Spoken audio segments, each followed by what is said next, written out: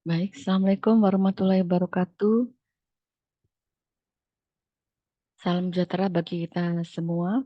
Pada kesempatan kali ini, saya ingin sharingkan mengenai pencegahan dan pengendalian infeksi dengan penerapan bandel dan standar PPI di FKTP. Ya, tak kenal maka tak sayang. Ini adalah profil saya. Ya, teman-teman semua dapat berkomunikasi melalui media sosial seperti pada tampilan.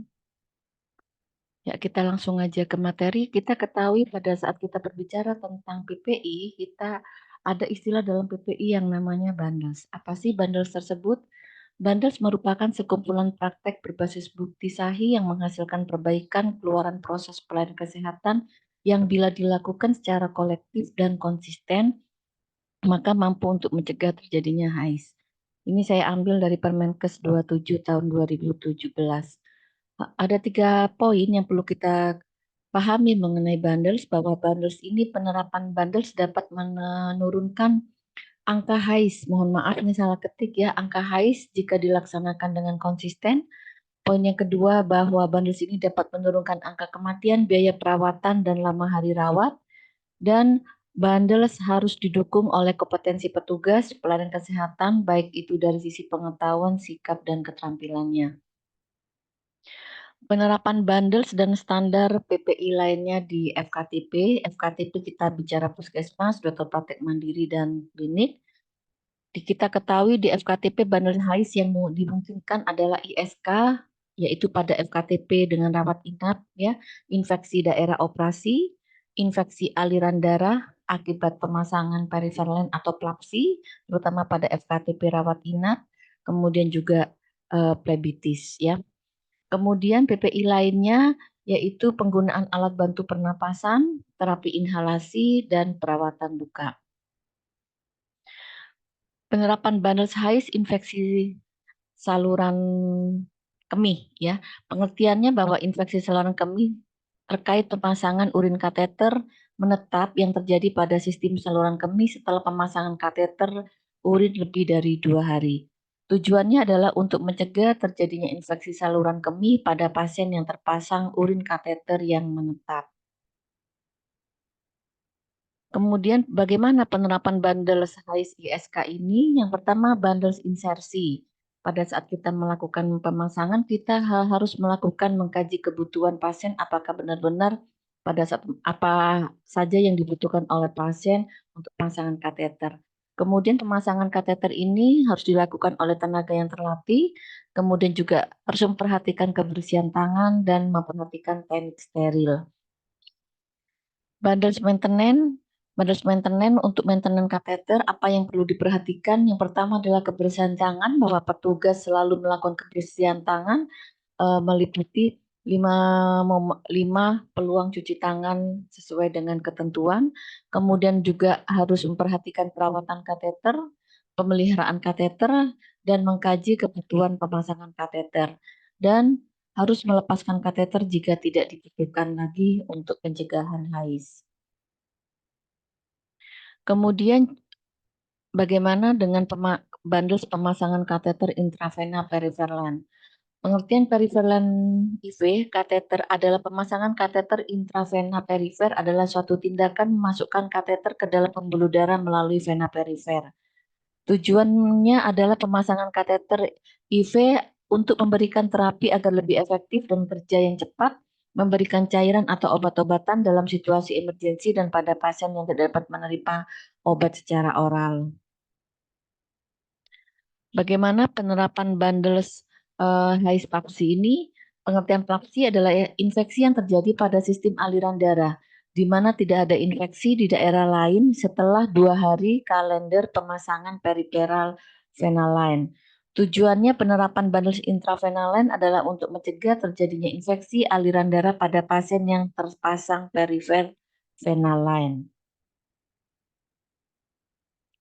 Kriteria penerapan Plapsi adalah bahwa pasien dengan bakteri patogen yang diidentifikasi dari 1 atau lebih spesimen kultur darah yang dilakukan untuk tujuan diagnosis klinis atau pengobatan dan organisme yang teridentifikasi dalam darah tidak terkait dengan infeksi di tempat lain.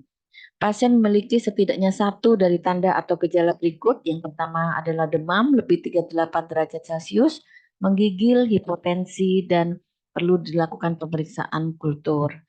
Intravena terapi merupakan prosedur yang invasif karena itu dapat terjadi komplikasi plapsi. Kita dapat menggunakan instrumen parameter audit waspada transmisi kontak, diantaranya adalah penempatan pasien. Ini dapat kita lakukan audit pada fasilitas kesehatan yang rawat inap ya. Penempatan pasien terpisah dari antar pasien, ada private room, cohorting, jarak antar tempat tidur 1 meter. Di pintu ruang isolasi ditempatkan peringatan cara transmisi infeksi pasien yang sedang dirawat, APD yang perlu dipakai. Jadi untuk instrumen ini dapat dipakai di rawat inap maupun di vaskes rumah sakit. Kemudian kebersihan tangan petugas sesuai 5 momen, tidak menyentuh mulut, hidung, mata, pakai sarung tangan atau tidak, lakukan gloves hygiene.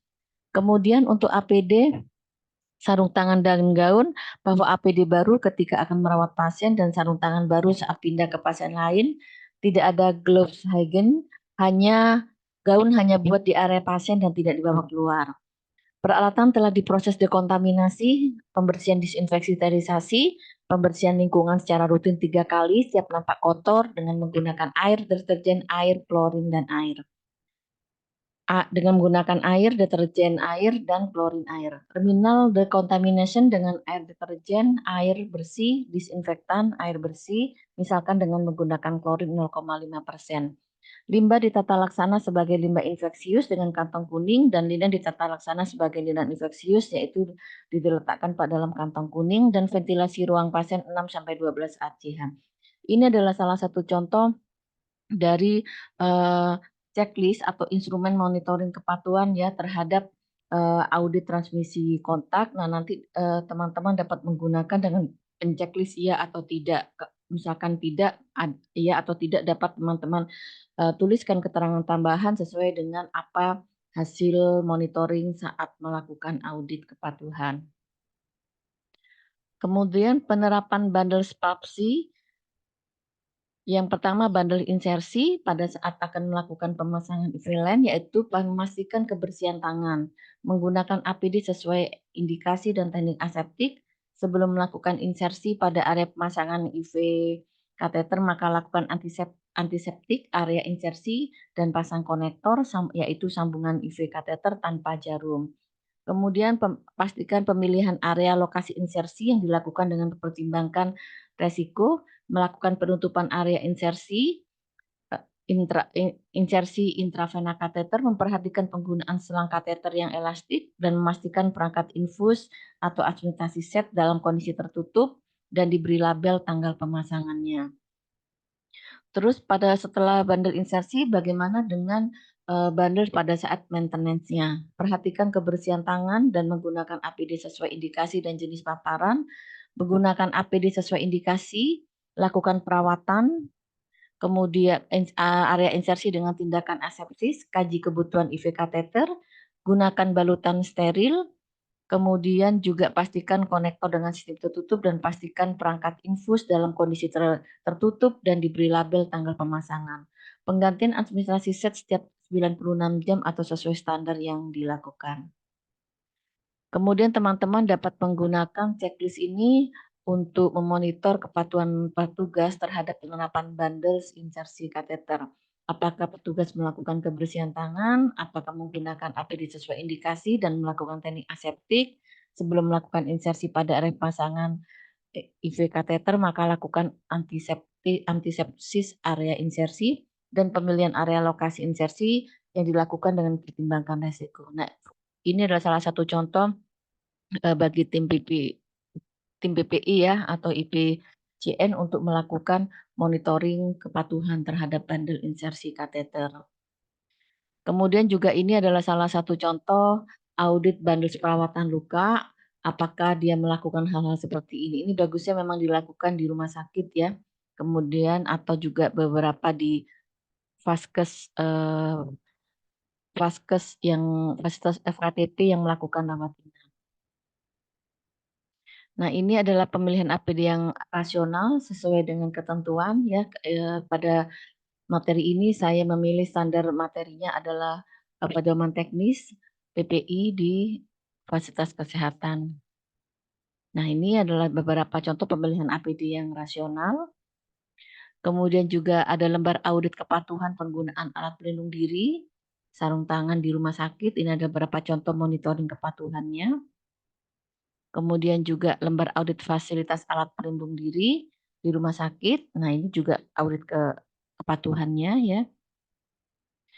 Nah, ini adalah beberapa contoh jenis APD dan penggunaannya, apakah sesuai dengan indikasi ya, sesuai dengan di mana petugas itu ditugaskan.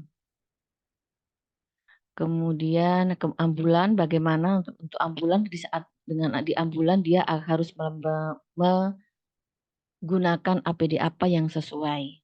Tentunya pasti diperhatikan apakah ini lagi terjadi pandemi atau tidak.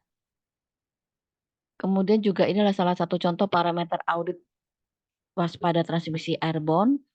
Ya, ini adalah contoh-contoh checklist monitoring kepatuhan petugas ya pada saat memberikan suatu pelayanan. Ini adalah parameter audit kewaspadaan transmisi dengan menggunakan droplet ya. Checklist-checklist ini juga disesuaikan dengan kebutuhan pasien. Checklist ini juga saya ambil dari pedoman teknis PPI ya di fasilitas pelayanan kesehatan. Kemudian bagaimana dengan penerapan PANDES pada infeksi daerah operasi? Ya, pengertiannya menurut National Nosocomial Infection Surveillance System bahwa infeksi luka operasi merupakan infeksi insisi ataupun organ atau ruang yang infeksinya terjadi dalam 30 hari setelah operasi atau dalam kurun waktu 90 hari apabila terdapat implan yang melibatkan kulit dan jaringan lunak yang lebih dalam. Infeksi daerah operasi juga pada tindakan bedah minor yaitu sebuah tindakan operasi ringan dengan menggunakan anestesi yang bersifat lokal dan dapat dilakukan dengan menggunakan alat sederhana. Tujuannya adalah penata laksanaan infeksi daerah operasi agar sesuai dengan prinsip PPI. Surgical site infection atau infeksi daerah operasi pada operasi minor merupakan infeksi yang terjadi dalam kurun waktu 30 hari sampai 90 hari setelah operasi meliputi kulit dan jaringan subkutan dan atau jaringan lunak dalam sayatan atau bagian manapun dari anatomi yang dibuka atau dimanipulasi selama operasi dengan tanda dan gejala sebagai berikut. Adanya tanda gejala infeksi yaitu kemerahan, panas, bengkak, nyeri, fungsi fungsi lasanya terganggu, kemudian adanya cairan pululen dan ditemukan kuman dari cairan atau tanda dari jaringan superficial.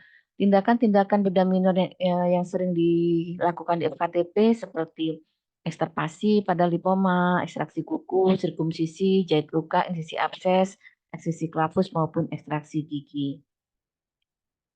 Bagaimana penerapan PPI pada IDO, yaitu langkah-langkah pencegahan praoperasinya, yaitu bahwa memastikan lokasi area tindakan dalam kondisi bersih dan tertata dengan baik sebelum prosedur dilakukan, pastikan prosedur informed consent sudah dilakukan dengan benar, pastikan sudah dilakukan tindakan keamanan prosedur pasien dengan melakukan pengukuran tensi, nadi, suhu, gula darah, dan penandaan pada lokasi insisi, apakah diperlukan profilaksis antimikroba pembedahan yaitu 30 sampai 60 menit ini jika memang diperlukan. Pastikan edukasi kepada pasien dan keluarga sudah dilakukan. Pencukuran rambut harus dihindari kecuali jika rambut dapat mengganggu prosedur operasi. Petugas tidak menggunakan aksesoris, melakukan kebersihan tangan dengan menggunakan sabun antiseptik dan mempertahankan kadar glukosa darah antara 140 sampai 200 mg per desiliter.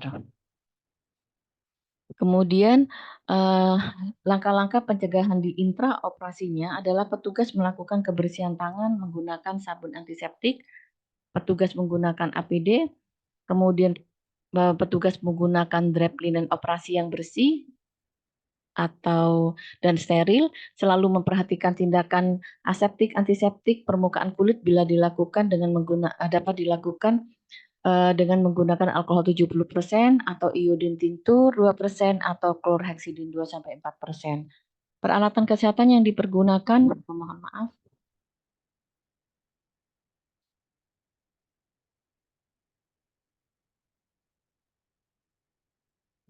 Peralatan kesehatan yang dipergunakan sesuai dengan jenis peralatan, yaitu apakah dia kritikal, semi kritikal, dan non kritikal. Hindari penggunaan agen antimikroba untuk mengirigasi luka insisi sebelum penutupan, dan jangan mengaplikasikan bubuk vancomycin atau antimikroba ke daerah sayatan pembedahan. Limbah benda tajam segera ditempatkan di tempat yang aman atau safety box, dan limbah infeksius ditampung dan dikumpulkan pada tempatnya. Teman-teman, langkah-langkah pencegahan intraoperasi ini teman-teman dapat gunakan menjadi semacam checklist kepatuhan terhadap bundles IDO intraoperasi. Kemudian bagaimana dengan bandage luka pasca operasi? Yang pertama, melakukan teknik aseptik saat melakukan dressing care, tidak menggunakan topikal antimikroba untuk perawatan luka, melepaskan dressing atau penutup luka lebih awal kurang dari 48 jam untuk mempercepat proses oksigenasi untuk penyembuhan luka. Jika diperlukan, gunakan dressing yang tipis. Pilih dressing atau penutup luka berdasarkan kebutuhan pasien dan kondisi luka, misalnya tingkat eksudat, kedalaman luka, kebutuhan akan kenyamanan, efikasi antimikroba, pengendalian bau, kemudahan melepaskan, keselamatan dan kenyamanan pasien. Kemudian juga yang sering juga kita lakukan di FKTP adalah PPI pada penggunaan alat bantu pernapasan atau oksigen nasal. Pengertiannya adalah pemberian oksigen secara kontinu menggunakan selang oksigen dengan kecepatan aliran 1-6 liter per menit serta konsentrasi 21-44% dengan cara memasukkan selang yang terbuat dari plastik ke dalam hidung dan mengaitkannya di belakang telinga. Tujuannya adalah mengelola pemberian asupan tambahan oksigen melalui hidung dengan alat bantu kanula yang diberikan pada pasien yang bernapas spontan dengan sesak atau tidak sesak agar sesuai dengan prinsip PPI. Biasanya kita ada menggunakan kanul hidung atau face mask atau non-rebreathing mask. Bagaimana penerapan bandul PPI pada terapi oksigen? Yang pertama adalah lakukan kebersihan tangan, pastikan selang oksigen satu pasien untuk satu selang oksigen, pastikan humidifier dalam kondisi kosong dan bersih, pastikan flow meter dan tabung oksigen dalam kondisi bersih, atur posisi pasien semi flower atau posisi setengah duduk, atau disesuaikan dengan kondisi pasien, pastikan selang oksigen tidak terkontaminasi dengan lingkungan benda infeksius sebelum dipakai oleh pasien. Selang oksigen atau oksigen mask yang tidak terpakai dan jika akan dipergunakan lagi dan lakukan disinfeksi. Keringkan dan simpan atau bungkus dalam tempat yang bersih dan kering untuk dipergunakan oleh pasien yang sama. Selang oksigen atau oksigen mask adalah single use, namun pada kondisi tertentu dapat dilakukan dekontaminasi sesuai peralatan semi kritikal yang ditetapkan. Selang oksigen atau oksigen mask yang sudah tidak terpakai lagi, buang ke limbah infeksius, sebaiknya dirusak terlebih dahulu sebelum dibuang untuk memastikan bahwa limbah ini tidak dipakai oleh masyarakat yang menemukan atau pemulung yang mengambil. Pastikan selang oksigen atau oksigen mask yang sudah tidak digunakan lagi tidak berada atau tergantung pada flow meter oksigen atau segera dilepas. Pastikan tabung humidifier segera dibersihkan setelah dipakai oleh pasien dan selalu dalam kondisi kosong dan bersih sebelum dipergunakan oleh pasien. Kemudian yang selanjutnya adalah PPI pada penggunaan alat terapi inhalasi nebulizer. Dan ini sering kita lakukan ya di FKTP. Terapi inhalasi adalah pemberian obat yang dilakukan secara hirup atau inhalasi dalam bentuk aerosol ke dalam saluran napas dengan alat nebulizer yang berfungsi mengubah obat yang berbentuk larutan menjadi aerosol sehingga dapat dihirup penderita dengan menggunakan mouthpiece atau masker. Dengan nebulizer ini dapat dihasilkan partikel aerosol berukuran 2-5 mikron. Tujuannya adalah untuk mencegah terjadinya transmisi penularan penyakit melalui tata laksana pemberian terapi inhalasi yang substandar dan tidak sesuai dengan prinsip PPI. Ya, penerapan bandus PPI pada penggunaan nebulizer ini adalah yang pertama adalah pastikan nebulizer siap pakai, lakukan kebersihan tangan sebelum menggunakan nebulizer. Selang oksigen, masker, dan nebulizer kit adalah alat kesehatan sekali pakai. Penggunaan cairan dan obat yang dicampurkan dalam cairan nebulizer idealnya sekali pakai, dan semua limbah yang dihasilkan setelah pemakaian dianggap sebagai limbah yang infeksius. Kemudian yang selanjutnya adalah PPI pada penggunaan kateter intravena atau infus ya. Infus cairan intravena adalah pemberian jumlah cairan ke dalam tubuh melalui sebuah jarum ke dalam pembuluh vena untuk menggantikan kehilangan cairan atau zat-zat makanan dari tubuh yang memberikan terapi melalui cairan infus yang diberikan secara langsung dalam pembuluh darah.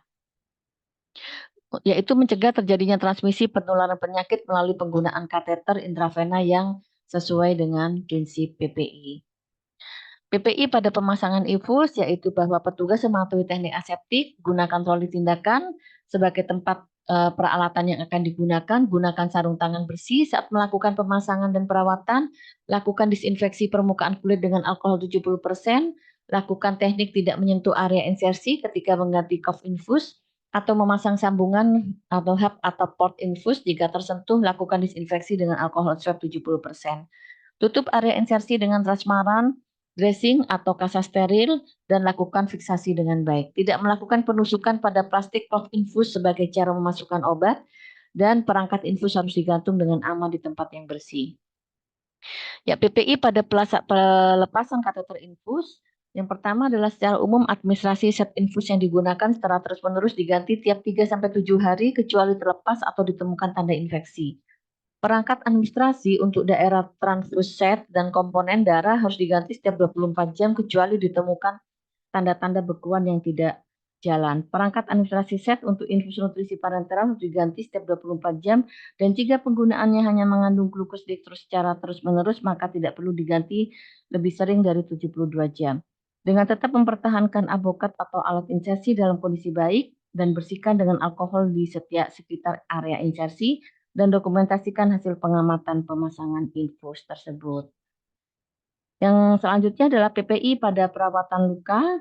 Perawatan luka merupakan suatu teknik aseptik yang bertujuan membersihkan luka dari debris untuk mempercepat proses penyembuhan luka. Tujuannya adalah untuk menghentikan perdarahan, mencegah infeksi, menilai kerusakan yang terjadi pada struktur yang terkena, dan untuk menyembuhkan luka. Apa saja PPI pada perawatan luka, yaitu petugas harus melakukan teknik aseptik dan menggunakan alat steril ketika perawatan luka, lakukan kebersihan tangan dan gunakan sarung tangan atau APD lainnya sesuai dengan indikasi, dan melakukan tindakan perawatan luka dengan langkah-langkah, yaitu untuk teknik pembersihan luka, lakukan pembersihan dari bagian atas ke bawah atau dari bagian tengah keluar. Pada luka yang terkontaminasi, bersihkan mulai dari daerah perifer ke tengah atau gerakan memutar untuk membersihkan luka melingkar.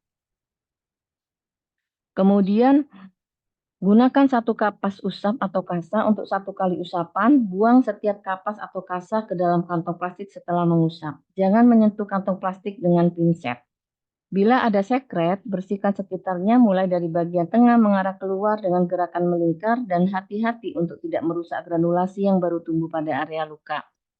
Keringkan luka dengan menggunakan kasa dengan gerakan yang sama dan gunakan penutup luka atau kasa steril yang tipis dengan tujuan terjadinya oksigenasi luka dan ganti jika basah, kotor atau lepas.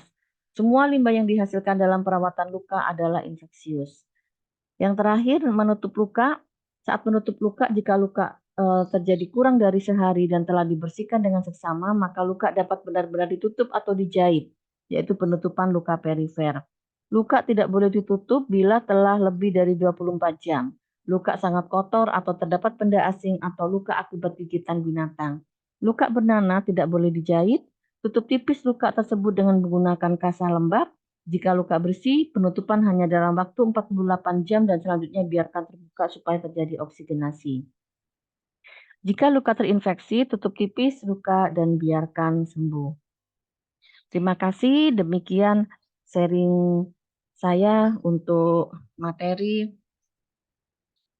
Bundles Hais. Semoga bermanfaat. Akhir kata,